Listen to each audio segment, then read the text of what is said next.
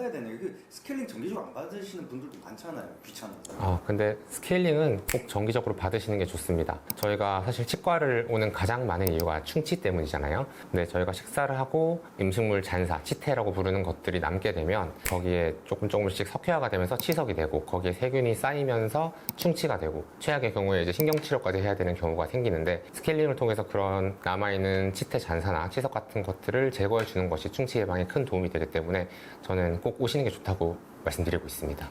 근데 그 양치 좀 잘하면은 되는 거 아닌가요?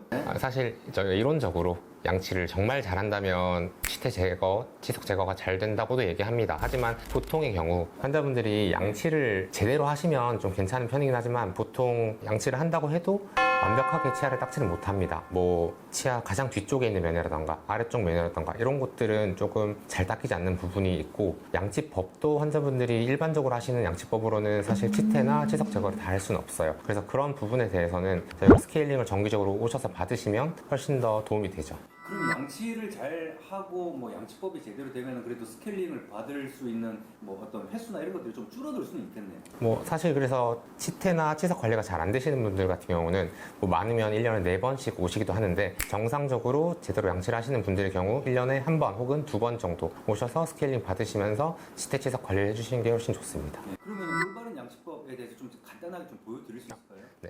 보통 환자분들이 칫솔질 하실 때는 이 칫솔을 뭐 이렇게 씹는 면에 왔다 갔다 좌우로 얘기하거나 옆면도 이렇게 왔다 갔다만 하시게 되는데 이런 경우는 치아와 잇몸 사이에 있는 부분의 치석이나 치태를 제거할 수는 없게 됩니다. 그래서 치과 의사들이 보통 권유하는 양치법은 충분히 성인이 되고 나서는 바스법이라고 하는 양치법을 사용하게 되는데요. 칫솔모를 치아와 잇몸 사이에 45도로 살짝 밀어넣고 여기 안으로 칫솔모 끝을 밀어 넣는다는 느낌으로 좌우로 짧게 진동을 주게 됩니다. 이렇게 치아를 한두 개씩 천천히 꼼꼼하게 닦아주는 것이 바스법이고 이렇게 이것을 모든 치아를 바깥쪽 면과 안쪽 면까지 다 진행해 주셔야지 제대로 정상적인 양치를 하셨다고 볼 수 있어요. 그래서 환자분들이 처음 이렇게 양치를 해보시면 보통 저희가 양치할 때 뭐 3분 이렇게 얘기하지만 꼼꼼하게 하면 10분까지도 걸립니다. 그래서 매번 이렇게 하는 건 좀 힘들 수 있지만 자기 전에라도 이렇게 양치를 해주시는 게 좋고 이렇게 양치하는 게 사실 힘드니까 저희가 이제 치과에 와서 정기적으로 스케일링을 받으라고 말씀드리는 겁니다. 스케일링 지금 건강보험 적용돼서 얼마 되지는 않잖아요. 네, 스케일링 제가 알기로 건강보험 적용되면 한 번 받을 때 1년에 한 번 보험 되고 15,000원 정도인 걸로 알고 있어서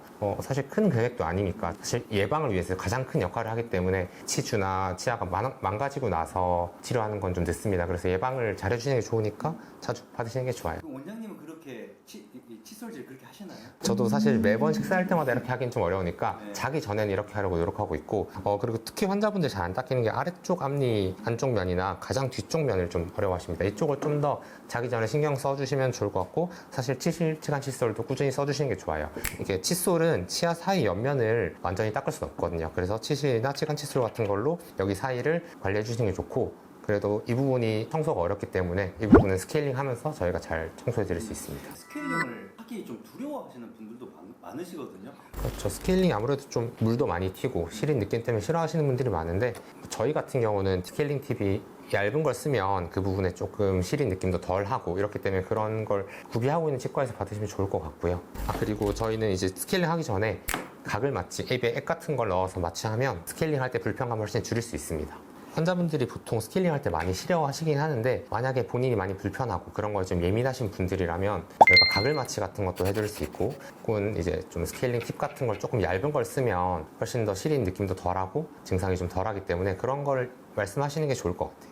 그리고 보통 스케일링은 많이들 받으시는데 저희가 뭐 흔히 잇몸 치료라고도 많이 불리는 치근헐텍술 같은 수식이 있습니다. 그거는 치아와 잇몸 사이 거기보다 조금 더 아래쪽에 치석이 끼는 경우에 그것은 일반적인 스케일링이나 양치로 제거할 수가 없기 때문에 좀 날카로운 기구를 넣어서 뿌리 쪽에 가까이 있는 치석을 제거하는 거거든요. 그런 것들은 이제 보험도 되는 수식이고 환자분들의 예방적 차원에서 가장 저희가 중요하게 꾸준히 유지관리 받기 좋은 수식이라고 생각하고 있기 때문에 치과 내원하셔서 잇몸 치료나 치근헐텍술 꾸준히 받으시는 걸 추천드립니다. 그리고 그런 걸 받으셨다고 해서 사실 잇몸 치료는 이제 저희가 정기적으로 관리하는 질병이라고 생각을 해요. 저희가 뭐 관절염 같은 게 걸리면 치료를 한 번 한다고 낫진 않잖아요. 잇몸병도 마찬가지로 꾸준히 평생 가지고 가면서 관리해야 되는 병이기 때문에 뭐 잇몸 치료든 스케일링이든 한 번 받는다고 끝이 아니라 계속해서 내원하시면서 꾸준히 치과에서 상담하시면서 관리하는 병이라고 생각해 주시면 되겠습니다. 오늘은 제가 스케일링에 대해서 좀 설명을 해드렸는데요.